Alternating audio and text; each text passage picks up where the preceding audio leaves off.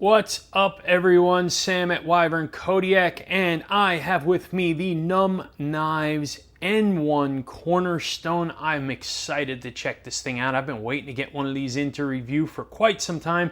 Finally got one in. Better late than never, I guess they say. So let's get into this thing. I'm excited. So this knife was designed by my friend Nick Polizzi of NUMB Knives. NUMB Knives stands for Nick's Unhinged Mechanical Brain. I love that algorithm. Totally cool. And let me tell you, he does have a pretty unhinged brain coming up with this crazy thing. So let's get started. So anyhow, beautiful milling on the scales here.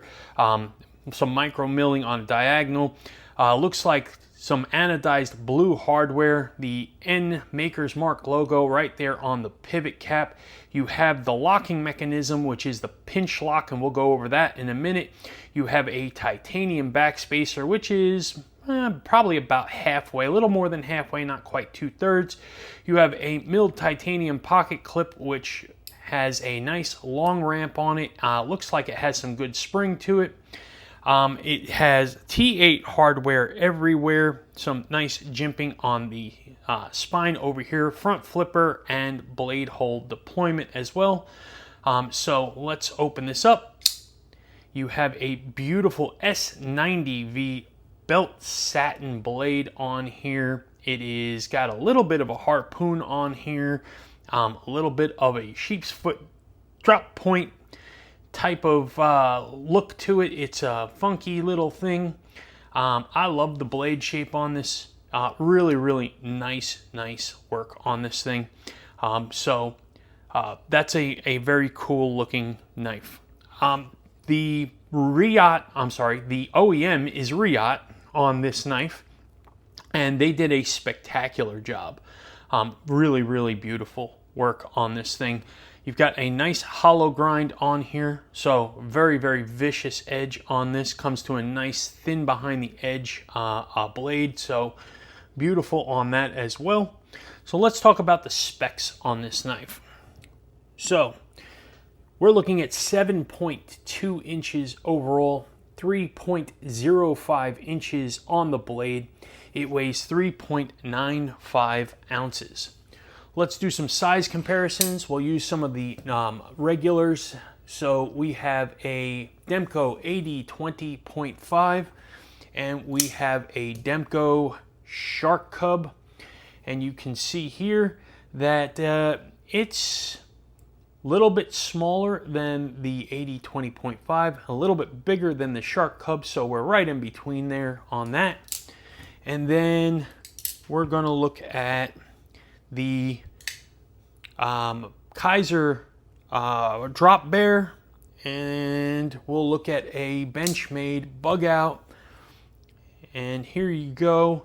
It's a little smaller than the bug out, and it is a little bit bigger than the drop bear. So we're right in between there as well.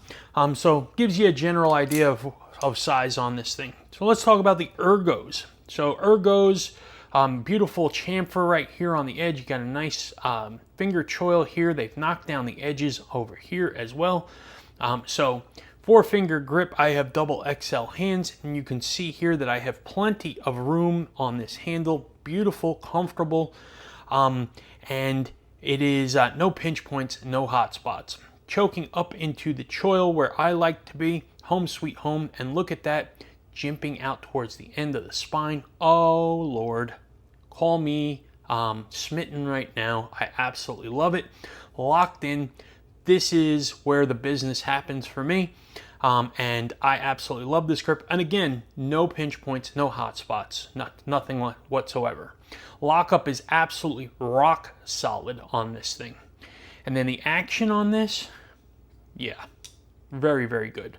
Reverse flick, no issues. Front flipper, yep, that works too.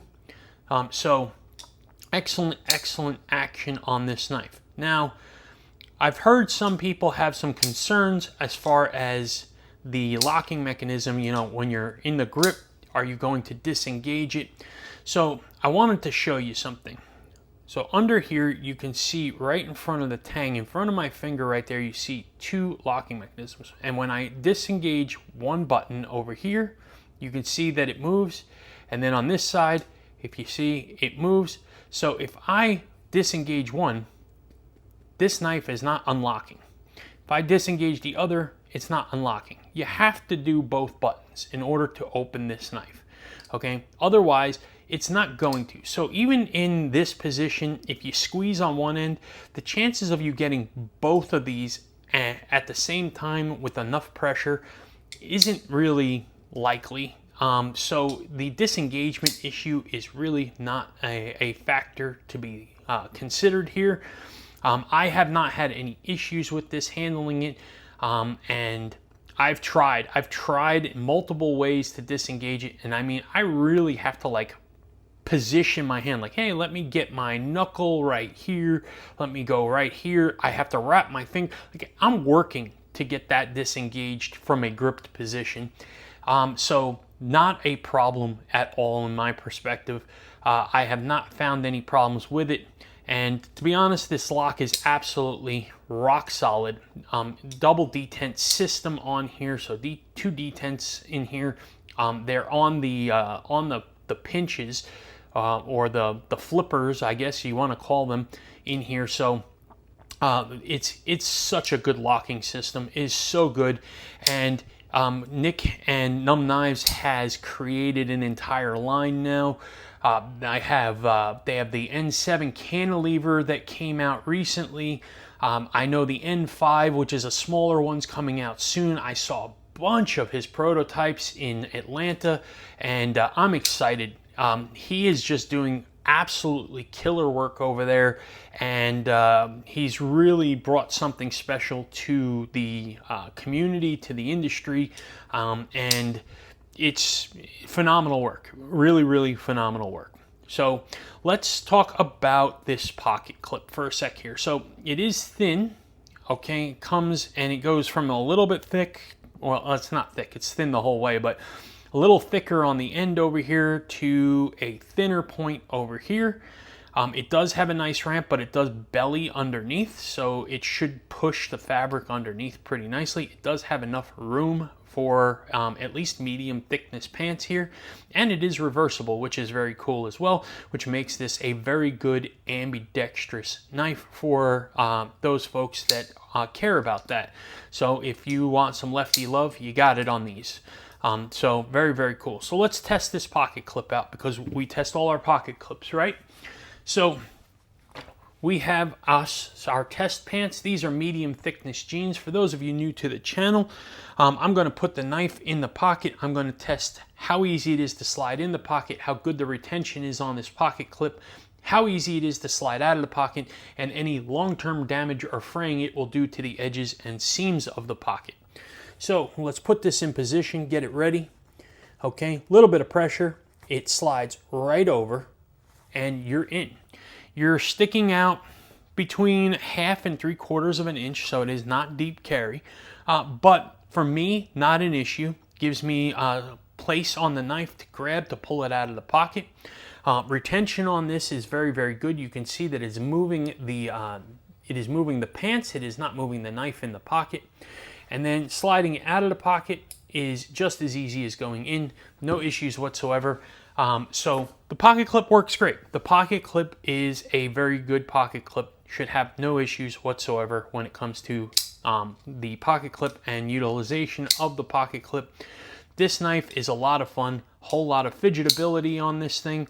The lockup on this thing is crazy solid. So all the confidence in the world as far as using this, and whether or not it will fail the lock, it will not. It does take a little bit of getting used to, which I'm still trying to do. There we go.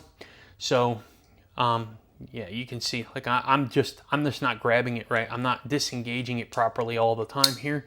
But once I get it, I will probably never put this thing down, because it's a lot of fun. So anyway, anything I don't like about the knife?